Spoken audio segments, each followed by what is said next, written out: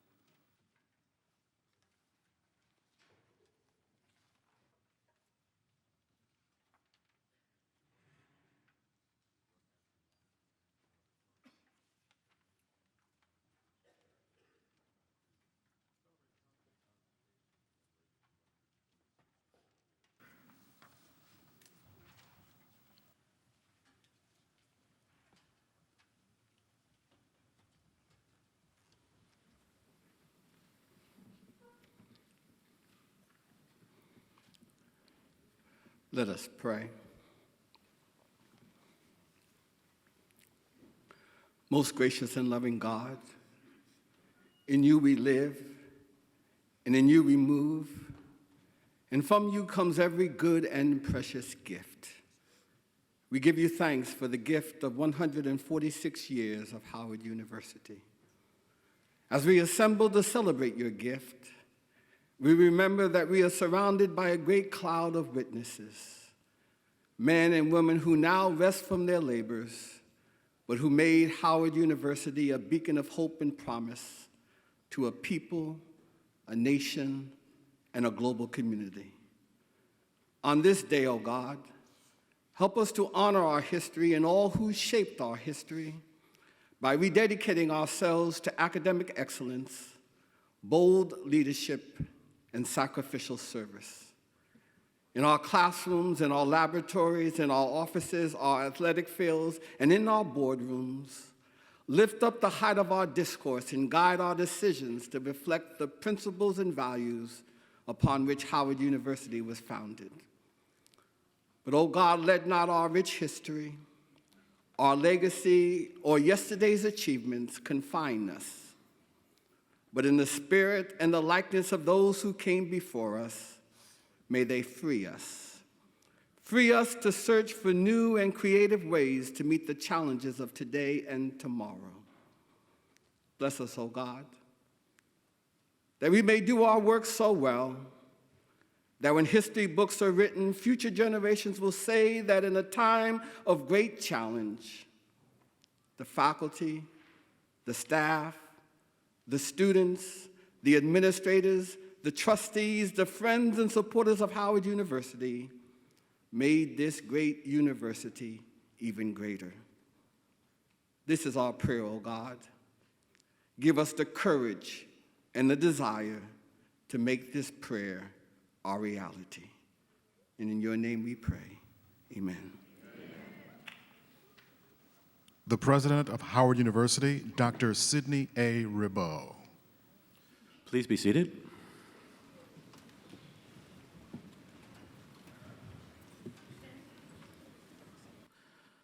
Good morning and welcome to the 2013 Charter Day Convocation. Today we celebrate our 146th anniversary as we come together to honor the rich legacy of our forebears and work together to build a vibrant future for Howard University. This year we will admit the class of 2017, an important milestone as we continue our countdown to 2017, when we will commemorate Howard University 150, a century and a half of excellence. It is right around the corner. As we celebrate our 146th anniversary, Howard University faculty and students continue to build on our rich legacy and national and international reputation and legacy of leadership and service. I want to take a moment just to look at some of the activities, so for those of you who might not reside with us all the time or follow closely Howard's activities, in just this last year, there are some exemplary activities engaged in by our students and our faculty that you should know about. Our students began this academic year with the advocacy effort to get out the vote, registering hundreds of citizens from over 29 states as we prepared for one of the most important general elections in our nation's history. Our students were active, they were involved, and they were passionately committed to registering people to vote and exercising the rights of democracy. Following the election, faculty at Howard held the third annual State of the Black World Conference with a focus on the election and its impact on Black families and Black communities. Howard has always been a university committed to the exploration of truth that heightens and makes us more aware of the realities of our experiences. It's very important to note these activities because often folks think about students and classrooms and teaching and learning, but you're not really focused on the agenda of activism to create to the quality of life in our democracy. And that's something that we're very, very proud of our faculty and our students, and they're living of that commitment. Our graduates have led the way and charted the path in a wide range of fields, in social justice, in public policy, in law, healthcare, communication, performing arts, education, and international affairs, and all the other areas in between those. They have pioneered and supported, they have broken new ground, and they have tilled fertile soil. They have been the innovators and the pace-setters, and they have helped people change the way they think about themselves in the world. Howard is and remains a difference maker. As we celebrate our 146th anniversary and look forward to our 150th sesquicentennial celebration in 2017, we are more convinced than ever Howard University remains the voice of justice and freedom. Howard University remains the bedrock of African American life and culture. Howard University remains the spiritual compass of the African diaspora.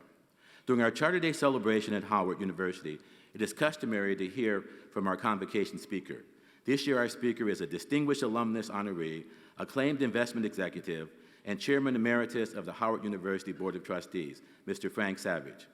We look forward to hearing from Mr. Savage during our convocation this morning. Many of you are no stranger to Frank Savage and his commitment and love for Howard University.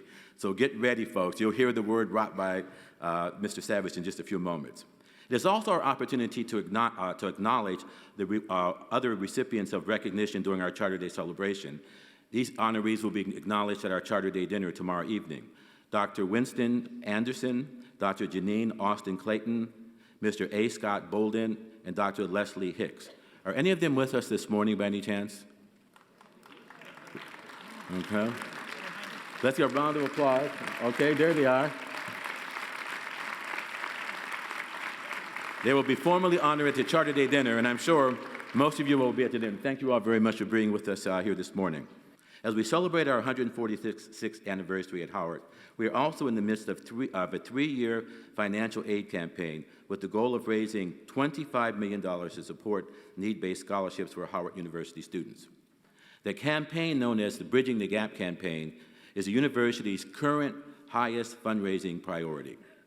And let me take just a moment and digress to tell you why.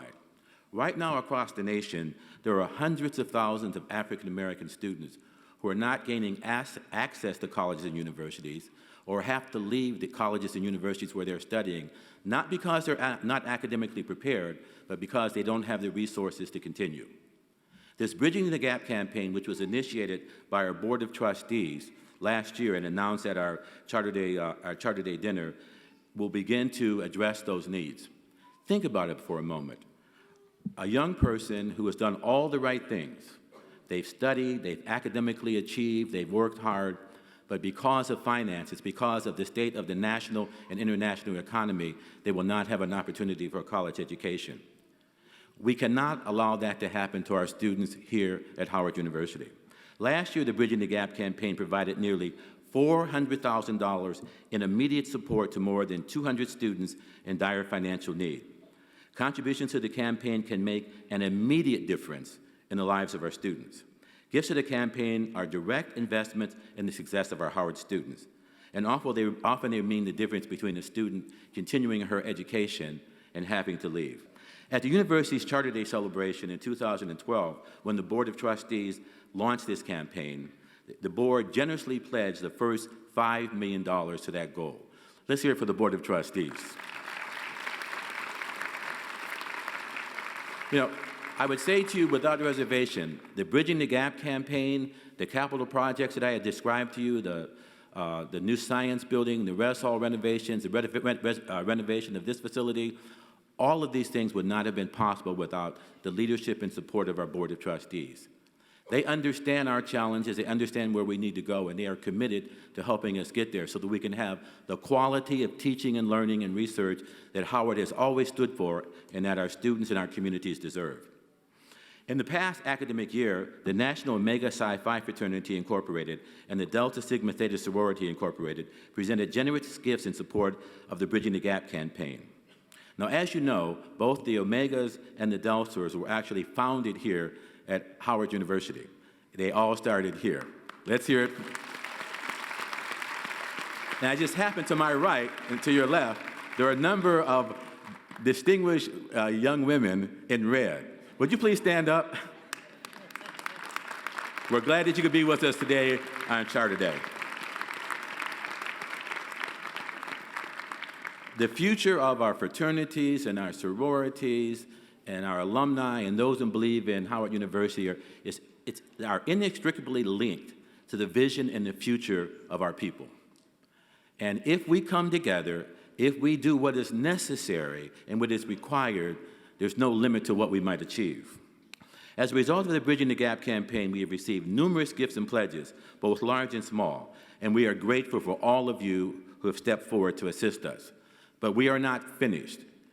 The need is great, the opportunity is there, and we must make sure that the Bridging the Gap campaign is successful. Those of you here who are alums, those of you here, and many of our Board of Trustee members are, many of you in the audience, our faculty members, know that Howard is not a university that just grants degrees. Howard changes lives. Howard opens eyes. Howard helps people come to the realization of what it means to be an African American person in a world that's not created for your support. And so it is very, very important that we are vigilant. In his inaugural presidential address on June 10, 1927, President Mordecai Wyatt Johnson stated, and I quote, "What we want to produce at Howard University is a self-conscious, self-directing, independent, responsible human being who knows how to act, who knows where he is going, and who has the courage to do what he believes to be right, end of quote. President Johnson said that back in 1927, and that message still rings true today. In closing, let me say that yes, the vision is alive and well within our reach. It's in the minds and the hearts of our faculty. It's in the vision and aspirations of our students. It's in the support of our Board of Trustees. It's in the leadership of our administration. We are leaders in the world, serving the underserved, extending our international footprint, and making a difference in every life that we touch. When I reflect on the challenges our founders faced back in 1867, I am amazed. Today we talk about recession and sequestration, and we often shudder in thoughts of what that means. But just think about what the world was like when Howard University was founded back in 1867. I have tried to imagine their particular moment in history as they sought to educate a population moving from slavery to freedom in the 1800s.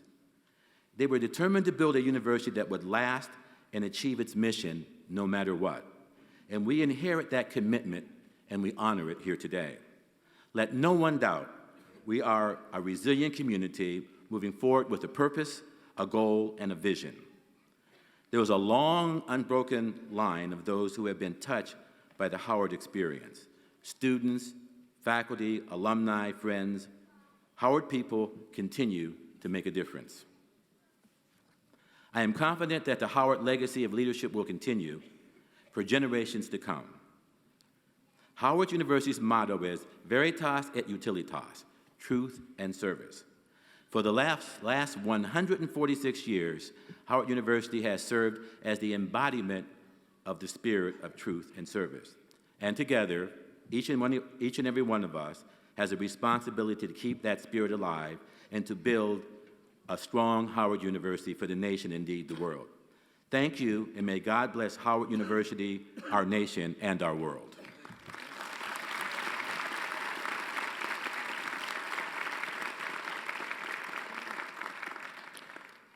The greeting will be delivered now by Vice Chairwoman of the Howard University Board of Trustees, Renee Higginbotham Brooks. Please come to the podium.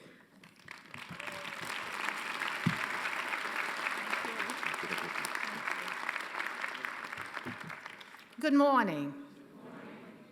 On behalf of the Board of Trustees, it is my pleasure to bring greetings and welcome you to the Convocation commemorating the 146th anniversary of the university's founding. Charter Day provides us an opportunity to celebrate the legacy of Howard University and the significant contributions that Howard graduates make to the nation and to the world. This year, we are privileged to recognize 4 exemplars whose work and contributions extend the reach of the Howard legacy.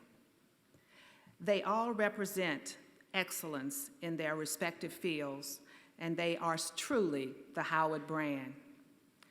That would be Dr. Winston Anderson, A. Scott Bolden, Esquire, Dr. Leslie H. Hicks, and Dr. Janine Austin Clayton.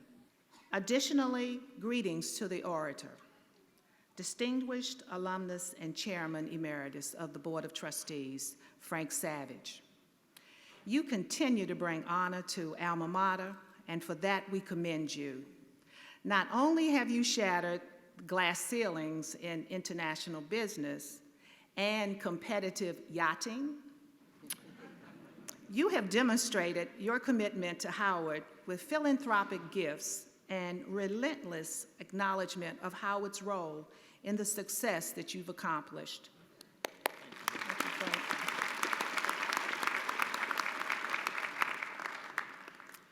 Greetings, President Ribeau, First Lady Paula Wetzel-Ribeau, and the exceptional men and women who comprise the Howard University faculty. Thank you for all that you do.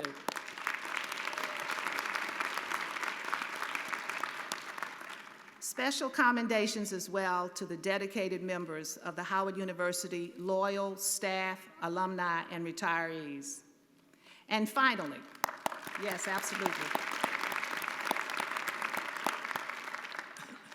And finally, to our students, on this, the 146th Founders Day, take a moment to visualize yourself as a distinguished alumni honoree.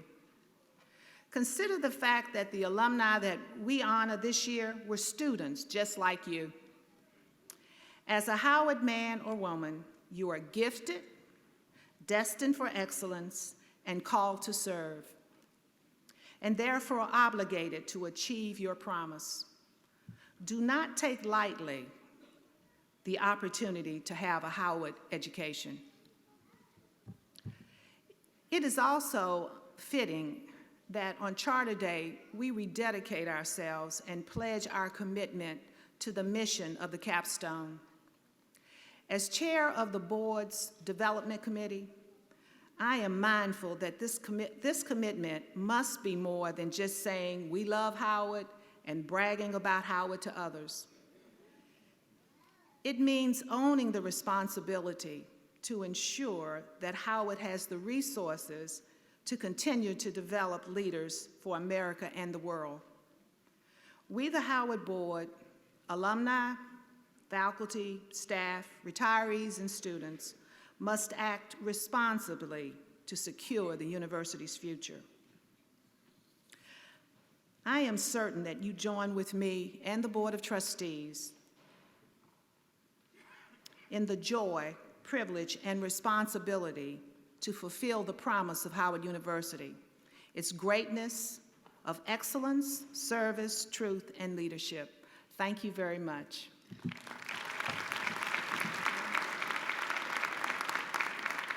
The Howard University Choir with Orchestra will perform Giuseppe Verdi's Aida, Battle Hymn, Sudanilo El Sacro Lido. Dr. J. Weldon Norris conducting.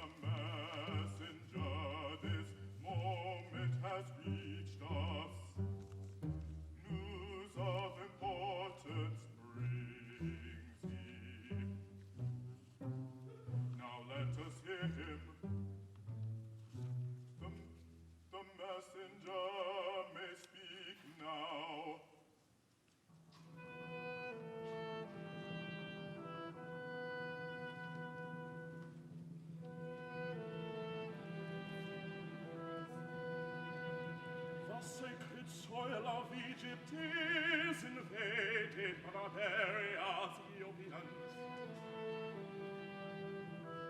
Our fertile fields lie all devastated, destroyed our harvest, was once so easy a conquest. The plundering horde on the capital is marching. Outrageous villains! They are led by a warrior, undaunted and ferocious.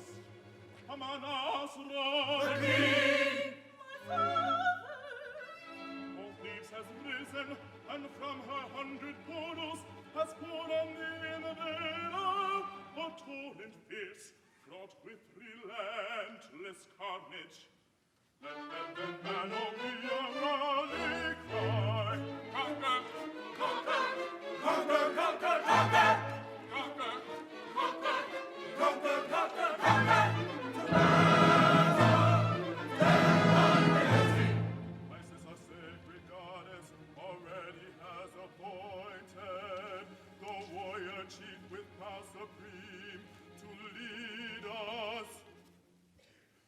Paramis.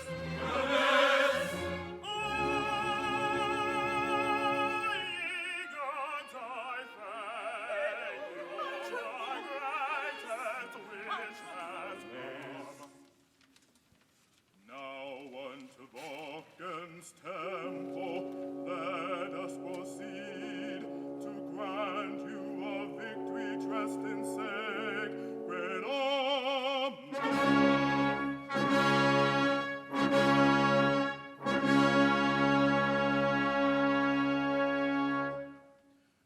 God the Nile, O God the sacred river, from the Nile eternal which is flow, let us join the fight for total victory. Death to the tyrant, oh death to the foreign foe. Glory render, glory abiding to our gods, the warrior guiding in their power, only confiding their protection. Let us pray. For the warrior guiding us,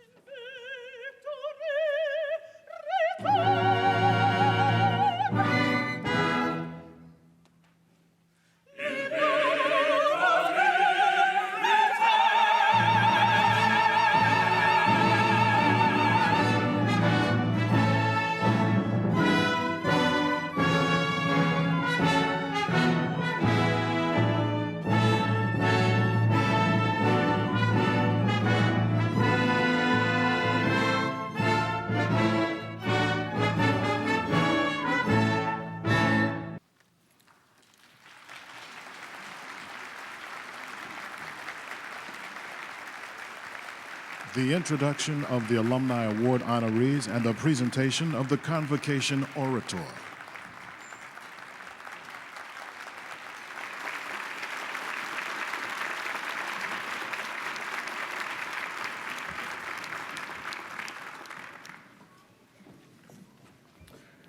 Vice Chairwoman Higginbotham Brooks, please present Dr. Frank Savage.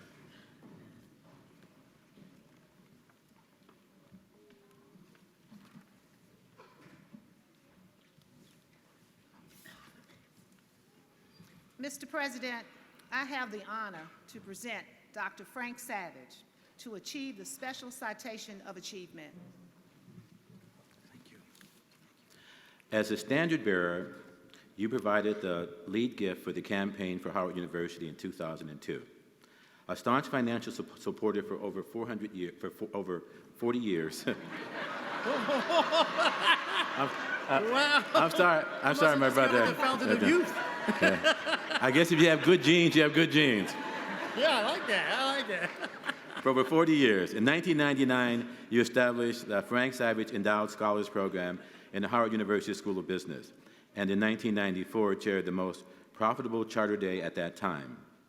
As we salute you today, alma mater is also recognizing the indomitable spirit of both your mother, Madame La Savage, whom you say, did I get it right? You got it right. You say shaped you as a businessman and entrepreneur, and your grandmother, Hattie Pitt, who shaped you intellectually as well as your extended family of aunts and uncles, whom you acknowledge as the village that gave you all the tools to accomplish your goals and be the man you are today. A well-known businesswoman and entrepreneur, your mother owned and operated Madame La Savage International Beauty Salon, which was physically located on the land directly across from the Howard University bookstore in Howard Center building. And I quote, "Howard was a part of my life long before I ever enrolled," you explained.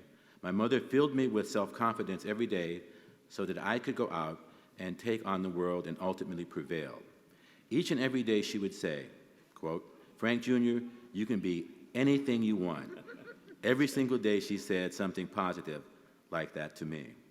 Frank Savage, beloved son of alma mater, awesome humanitarian and visionary, Howard University is elated to honor your sensitivity and unwavering commitment to the unparalleled mission of the capstone and to applaud your expert guidance and support. We gratefully salute you today as our Charter Day 2013 Convocation keynote speaker and present you this special citation of achievement. Congratulations. Thank you very much. Thank you very much, Mr. President. Thank you very much. Thank you. Chairman Emeritus, Dr. Frank Savage. Thank you very much.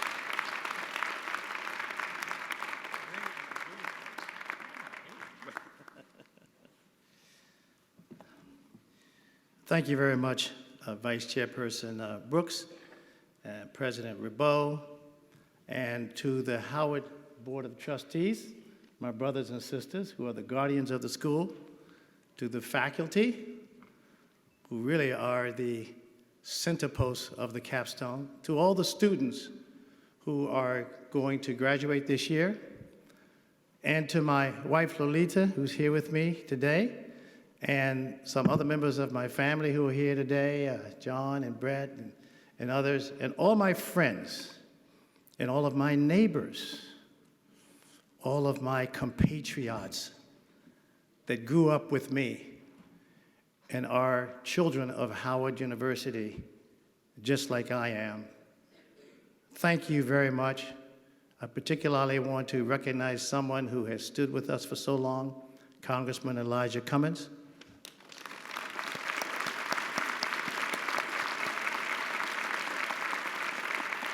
He's a Howard man, and he's been with us all the way, good times and bad times, and we want you to know that we appreciate that.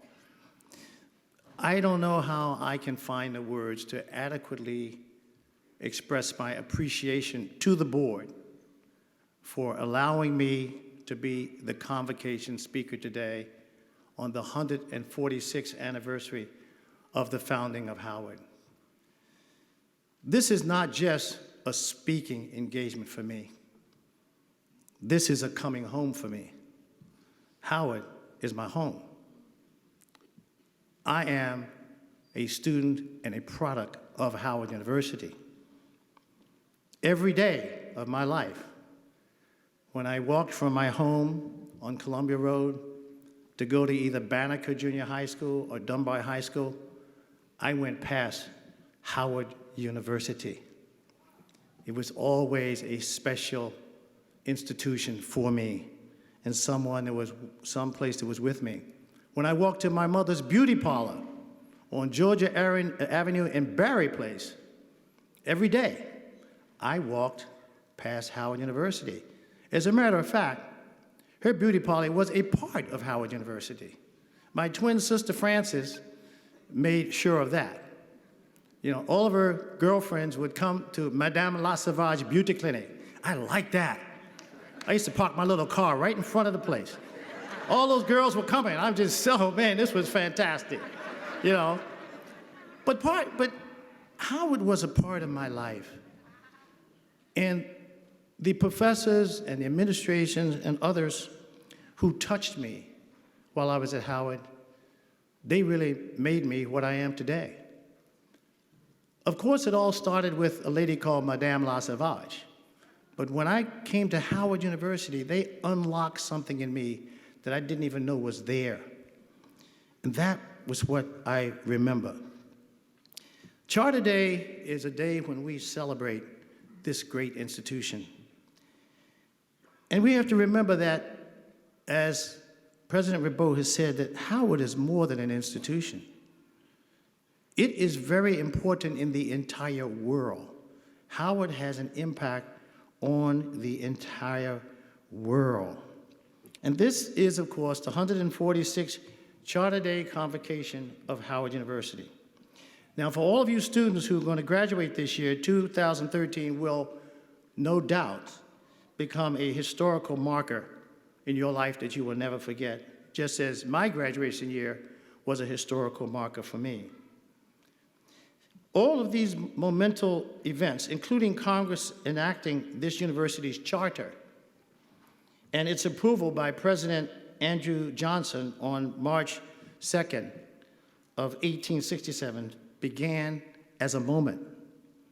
Some asked the question, is Howard as relevant in today's vastly changing world as it was at its foundings, or through the many years and all the problems that they confronted, the decades that followed?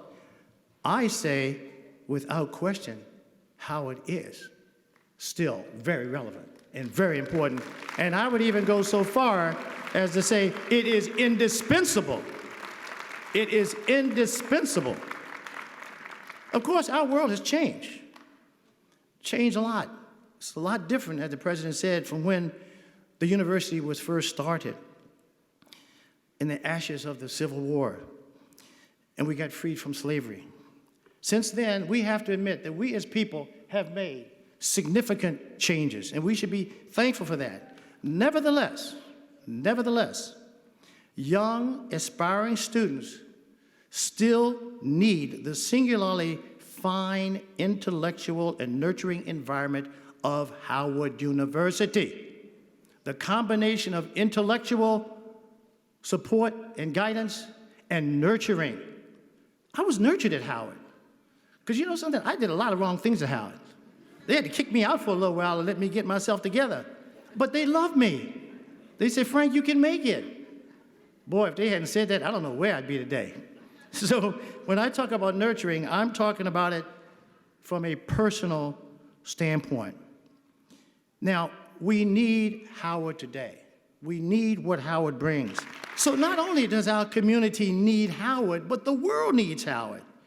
And by the way, the world needs Howard at its best, at its best. Now, Howard can be the lighthouse showing the way. The concrete example for people around the globe who are struggling to improve their lives, that they can get ahead. I believe that it is our opportunity and that it's our responsibility. There's no accident of history. We have a role to play in the world. President Ribeau suggested that. I concur 100%. We have a responsibility because we are so unique that you can't replicate Howard University. Now, President Ribeau is the 16th president to helm this great arc of academia over waters that sometimes appeared to be calm and clear, like we talked about the 90s when everything was good and everything was glorious. We all had too much money, as I say in one chapter in my book. Things came easy to us. But then, you never know what's going to happen. So now we have choppy waters. We have all kinds of dangers out there that we're confronting. The whole existence of the school. We talk about the kids who couldn't come back. You know, all of those things are threatening the school. Now, I am sure that past presidents, boards, and administrations, and faculty of Howard in the past thought that they faced equally challenging times as you face right now. They prevailed. Now the tiller is in your hand, so to speak. And I look at all of the faculty, I look at all of the trustees and say, the tiller is in your hand. You are the one who has to lead Howard to the next level. As tough as it's going to be, there are generations yet unborn of Howardites who will want to come to Howard University. Not having a strong Howard is not an option. It's not an option. It's incumbent upon us. It's a responsibility that we had to make sure that we come through these challenges. Now, Howard is a sacred place. It's not just a normal university where scholarship and service are two sides of the same immutable coin. This must not be taken for granted. Howard University is that special, and it must be preserved at all costs, and that means materially, intellectually, and morally. And that's why I decided to label these comments today, Preserving Howard, Our Sacred Trust. It's our sacred trust. It's our sacred obligation. We cannot see Howard decline. We should not accept that, and we will not accept it, and I know we won't accept it. So we have to recommit ourselves. And you know, when things get tough, that's when commitment becomes important. It's easy to say I'm committed to something when there's no challenge.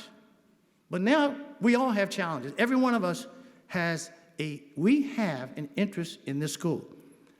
So we're at a critical juncture. Admittedly, let's be honest about it. We have all kinds of challenges. But you know something? America is facing challenges.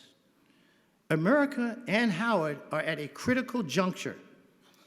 And as the president said, the fates of Howard University and America are inextricably intertwined. Canaries in a cage, so to speak. But I prefer to think of it more like bisons in a pen. What I mean is that Howard has for nearly a century and a half represented the bleeding edge of American excellence and achievements, despite the odds. It is a standard so soaring that sometimes those incapable of obtaining it get nosebleeds just surveying its heights. But for more than a decade, a creeping mediocrity has been trying to worm its way into American life. One that makes it too easily comfortable with lowering our expectations, of skipping the news, skipping work, zoning out on reality TV. It's what our former Vice President Al Gore said in his 2008 book. He called it the assault on reason. Now, we're talking about standards.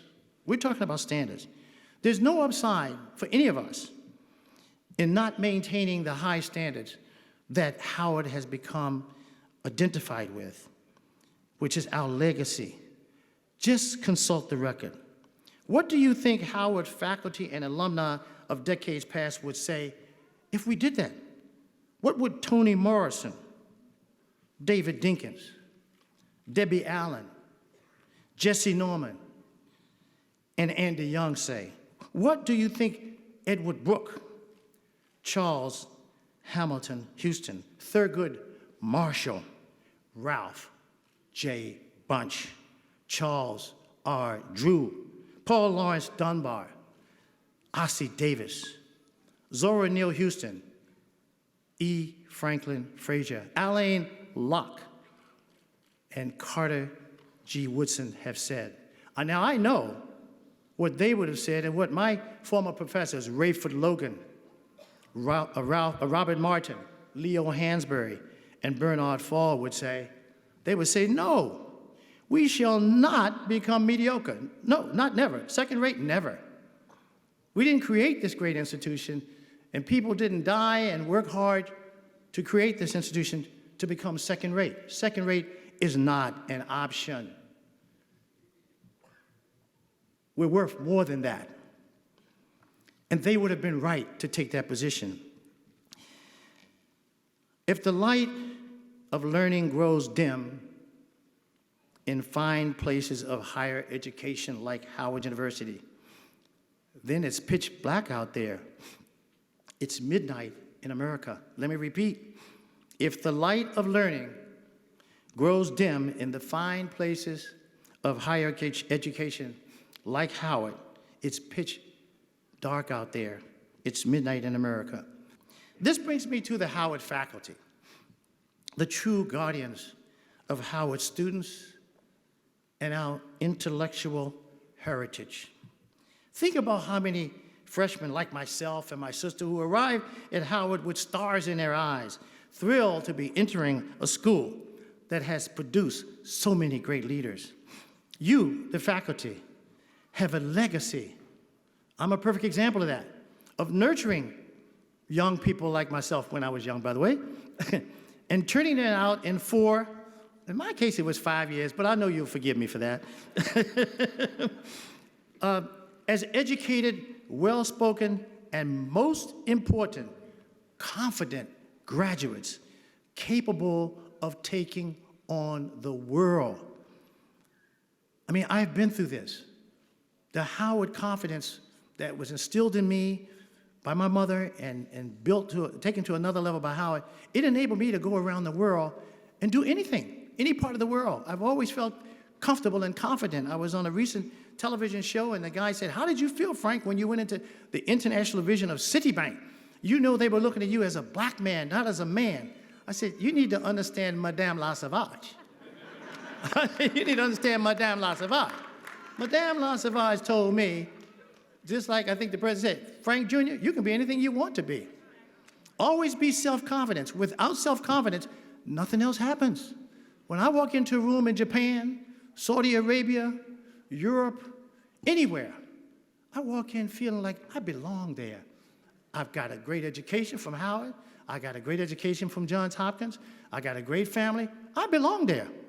Nobody's doing me any favors. I worked hard to get there, and I belong there.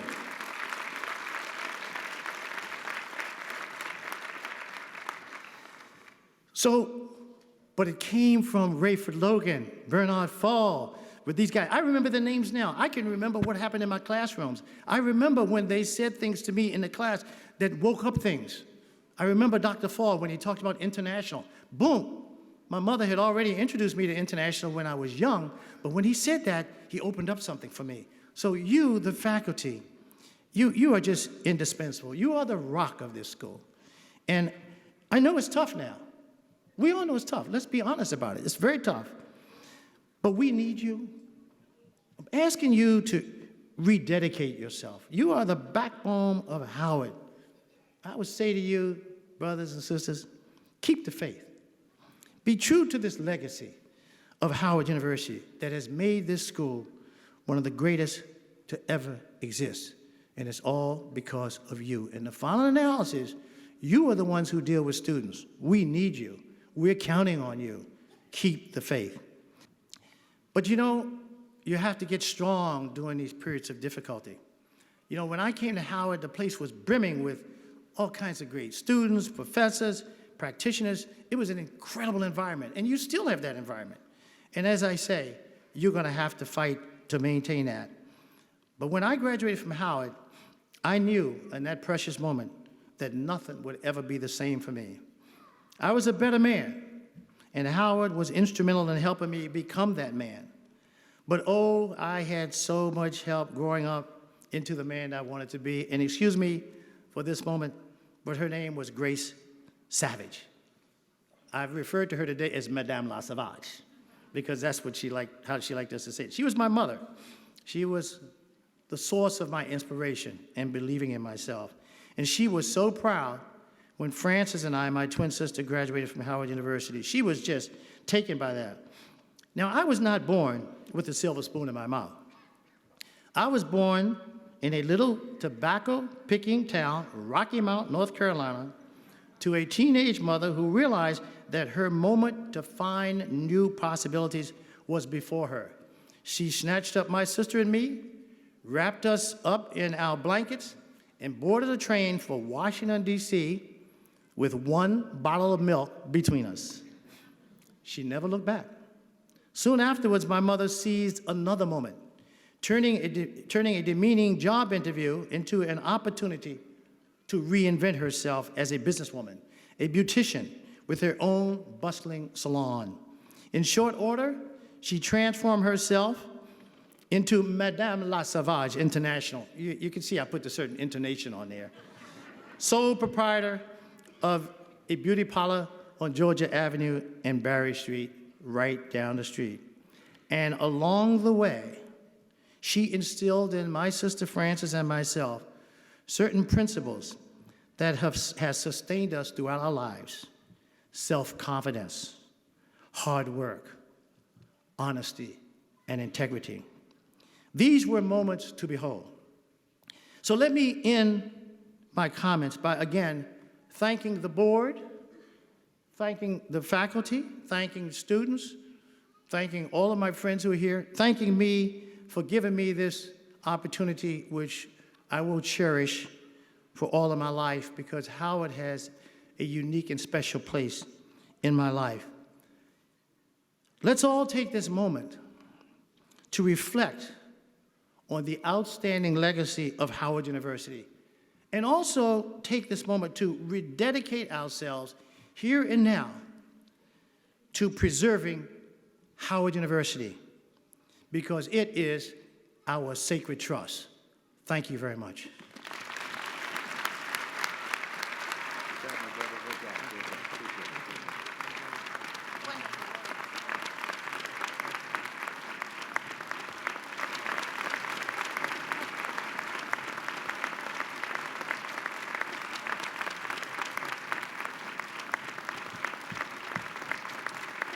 All of you, we are so pleased that you can be with us here today.